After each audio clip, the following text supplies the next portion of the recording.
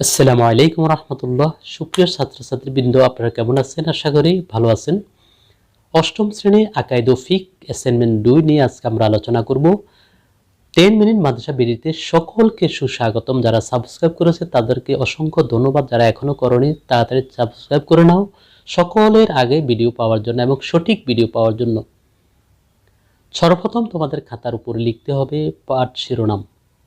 পাঠ শিরোনাম অত্যন্ত গুরুত্বপূর্ণ, এটি লিখতে হবে।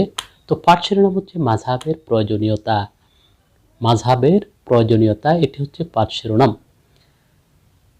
এবং তোমাদের জন্য নির্ধারিত কাজ হচ্ছে কোরআন ও সুন্নাহর আলোকে মাযহাবের অনুসরণ।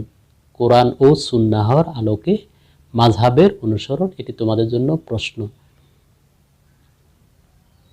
তো আমরা উত্তর সাজিয়েছি, এখান থেকে তোমরা উত্তর লেখা শুরু করবে। শুরুতে আমরা ভূমিকা দিয়েছি। ভূমিকা: ইসলামী শরীয়ত সুন্দর ও সহজভাবে মানার জন্য মাযহাবের ভূমিকা অপরিসীম। মূলত মাযহাবের ভিত্তি হলো কোরআন ও সুন্নাহ। সাধারণ মুসলমান যারা কোরআন ও হাদিস থেকে শরীয়তের বিধিবিধানগুলো বের করে পালন করতে অক্ষম, তাদের জন্য মাযহাব মানা অপরিহার্য।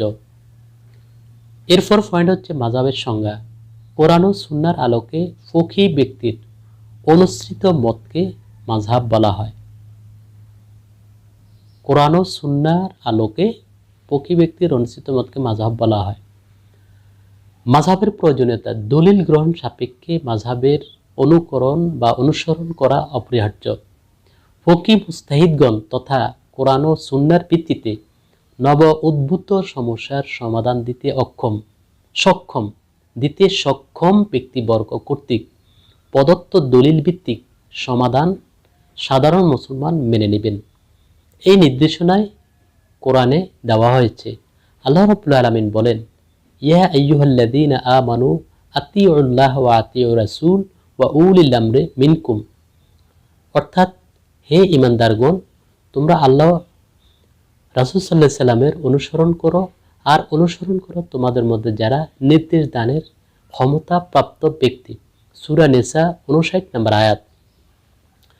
এখানে উলিল বলতে মুসলিম ফকীহ শাসকগণ উদ্দেশ্য।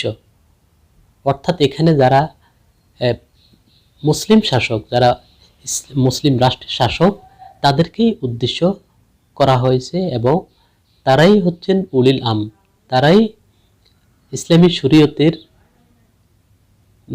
বিভিন্ন নির্দেশনা তারা দিতে পারবেন। এই আয়াতের দাবি অনুযায়ী যিনি শাসক হবেন তিনি উলিল আমরে হবেন, আর যদি তিনি সে পর্যায়ে না হন তাহলে ফকীহ আলেমগণই ফায়সালা দিবেন। যে ব্যক্তি শরীয়তের বিধানাবলী ও তার উৎস সম্পর্কে জানেন না, তার জন্য মাযহাবের অনুকরণ করা ওয়াজিব। কেননা রাসূলুল্লাহ সাল্লাল্লাহু আলাইহি সাল্লাম বলেছেন, মান আফতা বিগাইরি ইলমিন কানা ইসমুহু আলা মান আফতাহু।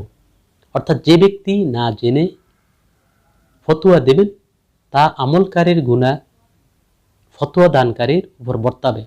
অর্থাৎ, যিনি ভুল ফতোয়া দিবেন, ভুল ফতোয়া দ্বারা আমলকারী যদি কোনো গুনাহ করেন তাহলে ওই গুনাহ ওই ফতোয়া দানকারীর উপরেই পক্ষান্তরে বর্তাবে।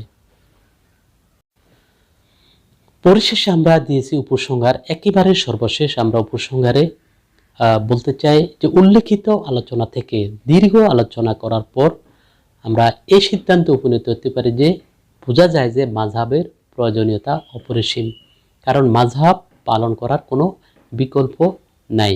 যারা বিশেষ করে শরীয়তের বিভিন্ন মাসাইল নিজেরা কোরআন হাদিস থেকে বের করতে পারবেন না, তাদের জন্য এটি অপরিহার্য।